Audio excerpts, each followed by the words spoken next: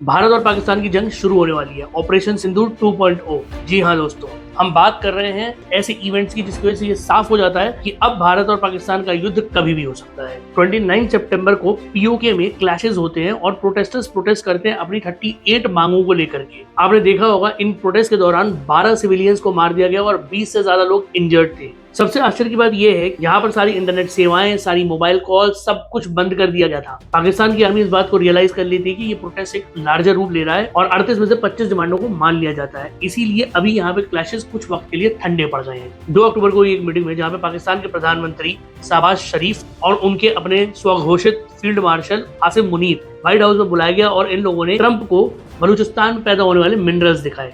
ये सब लोग जानते हैं कि बलूचिस्तान में ऑलरेडी इनके यहाँ बहुत अनरेस्ट चलता रहता है। बलूचिस्तान अपने आप को पाकिस्तान से अलग करने की मांग हमेशा करता रहता है। पाकिस्तान 3 अक्टूबर को अमेरिका को इन्वेस्टमेंट के लिए अपने यहाँ बुलाता है और उनको एक पोर्ट ऑफर कर देता है जिसको कहते हैं पासनी पोर्ट। अगर आपने नाम सुना होगा तो ये ग्वादर पोर्ट जो इन्होंने पहले ही चाइना को बेच रखा है, उससे 120 या 130 किलोमीटर की दूरी पे ये पोर्ट स्थित है। उससे 160 किलोमीटर की दूरी पे स्थित एक और पोर्ट है जिसका नाम है चावार पोर्ट। ये ईरान में स्थित है। यहाँ पे यानी कि भारत अपने जो भी सप्लाईज वगैरह होता है वो इस पोर्ट से करता है। अमेरिका को इस रीजन में ला करके पाकिस्तान न केवल चाइना के लिए एक सरदर्द क्रिएट करने की सोच रहा है मगर भारत को भी चैलेंज करने की कोशिश कर रहा है। इसके बाद आते हैं सर क्रीक पे। सर क्रीक एक ऐसी जगह है, ये अगर आप देख रहे होंगे मैप आपकी स्क्रीन पे दिखाई दे रहा होगा, इसमें सर क्रीक अगर आप देख रहे होंगे रन ऑफ कच्छ के पास एक ऐसी जगह है जो विवादित जगह रही है। पाकिस्तान इसको शुरू से ही क्लेम करता आया है और भारत ने बोला है कि ये ऐसी लाइन है जो पैसेज की लाइन है तो इसको हमेशा क्लियर रखना है। लेकिन अब पाकिस्तान ने वहां पे कंस्ट्रक्शन शुरू कर दिया है। 3 अक्टूबर को राजनाथ सिंह जो कि भारत के डिफेंस मिनिस्टर है, उन्होंने क्लियर कट कहा था अगर पाकिस्तानी आर्मी कोई भी कंस्ट्रक्शन करती है सर क्रीक पे तो ये डायरेक्ट एक अटैक के तौर पर देखा जाएगा और इंडिया इसका एक डिसाइसिव रिस्पॉन्स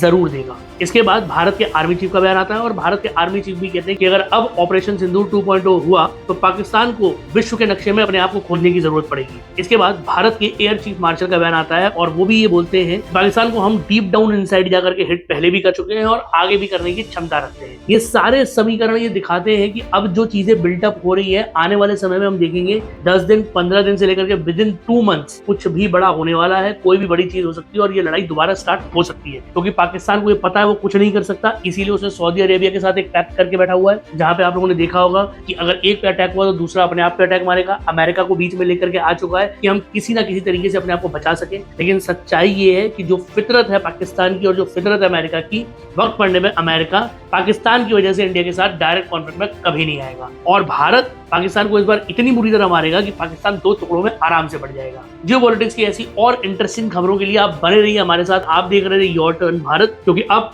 भारत की बारी है।